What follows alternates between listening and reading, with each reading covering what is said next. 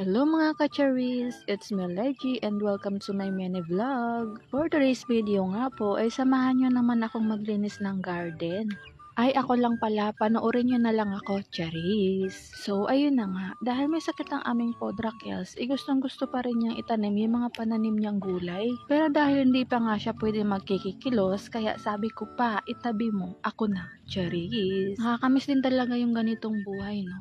Naalala ko dating nung nasa Mindoro kami. Kapag inuutosan kami noon ni Papa na maglinis, magamas ba sa bundok, tamad na tamad talaga kami noon. Susunod kami sa kanya niya, nagbulong-bulong pa kami, gamuro-muro ba. Paano naman abi ay kataramad mo na abi maglinis pag tanghaling tapat bago kainit-init pa. Pero ngayon mo lang talaga marirealize na para din pala sa amin yung mga pinapagawa sa amin. Ngayon ko na-realize na grabe din pala yung paghihirap nila para may maipakain sa mga anak, para may pambili ng ganto, pambiling bigas. Kaya saludo talaga sa mga nanay at tatay dyan na nagtatrabaho sa bukid. Ramdam ko yung hirap nyo. Si Papa kasi, kahit itira mo siya sa magandang bahay, kahit kuhanin namin siya, hinahanap-hanap niya pa rin yung gawain dito sa bukid. Gusto niya pang tumira dito sa bundok na tahimik, gaalaga ng hayop, magtatanim. Mas gusto niya pa yung mga ganon kaysa siya maiingay. Kaya sinusuportahan talaga namin siya. Malaking tulong din yung mga ganito kasi makakalibre ka sa mga bilihin. Lalo na mamahal talaga ng mga bilihin ngayon dito. Kaya si Papa, kada punta namin dito tuwing weekend, may mga nakaredy na talaga yung gulay na dadalhin namin pa uwi. Ngayon nga, dito muna ako nagstay sa bundok kasi nga umalis si Papa last week. Umuwi nga muna siya ng Romblon, kaya ako muna yung pinagstay niya dito.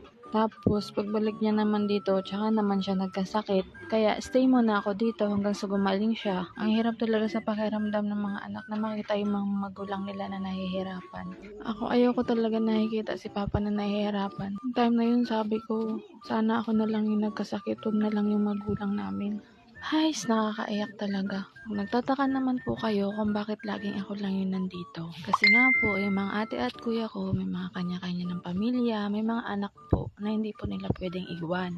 Pero, lagi naman po silang pumupunta dito. Kapag weekend po at walang pasok, lagi po kami nag-iipon-ipon dito. Baka rin po mayroong magtaka kung bakit lagi na lang Papa, asan ba yung mama namin? So, ang mama po namin ay matagal na pong nasa heaven. Bata pa po kami nung pumanaw siya. Mga 2 years old pa lang ako noon. Kaya si Papa na ang naging nanay at tatay ko. At syempre, pero thankful kami sa mga kapatid ko na nag-alaga sa amin. Balik na nga po tayo dito sa aking ginagawa. Inipan ko nga lang itong mga patay na dahon at sisigaan ko nga. Meron pa ang isang puno ng talong doon si Papa at hindi pa nga nadadagdagan. At syempre, dahil napagod ng person sa pagagamas, ay magkakape po tayo. Kape is life talaga sa bukid, charis. Syempre, nagmerienda na rin si Papa at ang sa kanya nga ay itong gatas at biskwit. Buti nga at medyo okay na siya ngayon. Thank you, Lord.